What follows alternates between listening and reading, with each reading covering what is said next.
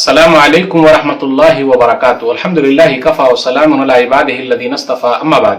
मोहतरम नाज़रीन किराम, एक अहम टॉपिक लेकर आप लोगों के सामने हाजिर हूँ। Valentine's day. 14 फरवरी को वैलेंटाइंस डे मनाया जाता है। ये एक त्यौहार है, खुशियों का त्यौहार है। क्रिश्चियन लोग इसको मनाते हैं, लेकिन देखा देखी मुसलमानों में भी ये चीज आ गई है।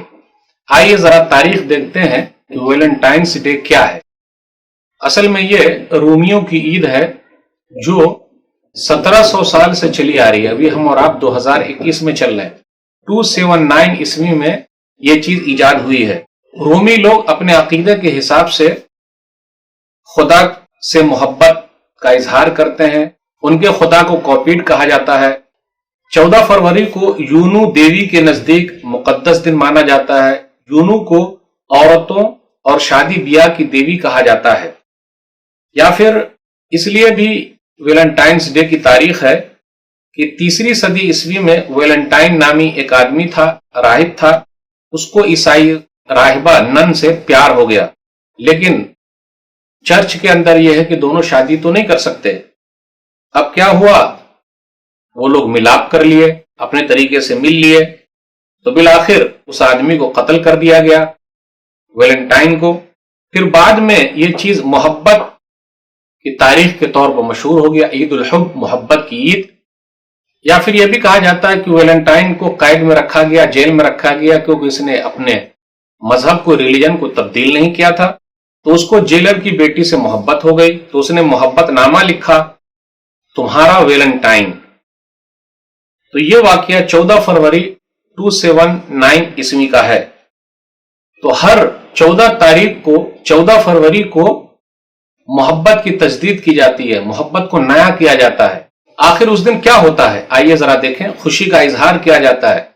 कॉलेज के, स्कूल के लड़के लड़कियां, स्टूडेंट मोहब्बत का इजहार करते हैं। फिर इसी तरह घूमने फिरने के लिए लोग जाते हैं और दूसरे लोग भी मोहब्बत का इजहार करते हैं। आशिक और माशूक मोहब्बत का इजहार करते हैं, मोहब्बत की तजदीद करते हैं, आए भरते हैं, रोते हैं, एक दूसरे से मिलते हैं, गुलाब का फूल भेजते हैं, पेश करते हैं, मिठाइयां भेजते हैं। रूठे हुओं को मनाया जाता है 14 तारीख को। अगर कोई लड़का रूठ गया है तो उसकी जो गर्लफ्रेंड है वो मनाती है, और अगर लड़की रूठ गई है तो उसका जो बॉयफ्रेंड है वो मनाता है। और बेहयाई का इजहार किया जाता है। मुसलमानों के यहाँ भी ये चीज आ गई है, मुस्लिम बच्चे और बच्चियों में भी ये चीज आ गई है, अफसोस की बात है। फिर इसी तरीके से 14 तारीख को रास्ते चलती हुई लड़कियों को गुलाब का फूल पेश किया जाता है। आप गौर करते हुए चले, असल में ये रूमियों की त्योहार है। तो जो कोई भी ऐसा करेगा और समझेगा कि मोहब्बत का खुदा है, ऐसा मानेगा, गोया कि उसने शिर्क किया। और अल्लाह ताला ने रोका है, नबी सल्लल्लाहु अलैहि वसल्लम से क्या कहा, लइन अशरकत लयहबतन्न अमलुक वला तकूनन्न मिनल खासिरीन। सूरह ज़ुमर, सूरह नंबर 39, आयत नंबर 65, 65। अगर आपने भी शिर्क किया तो आपके अमाल बर्बाद हो जाएंगे और आप घाटा पाने वालों में से होंगे। फिर इसी तरह उस दिन बेहयाई का मंजर देखा जाता है। अब जिसके पास शर्म ही न रहे तो जो चाहे करे। इदा लम तस्तही फसना माशित, सही बुखारी किताबुल अदब हदीस नंबर 6120। शर्म हया खत्म हो जाए तो जो चाहो करो।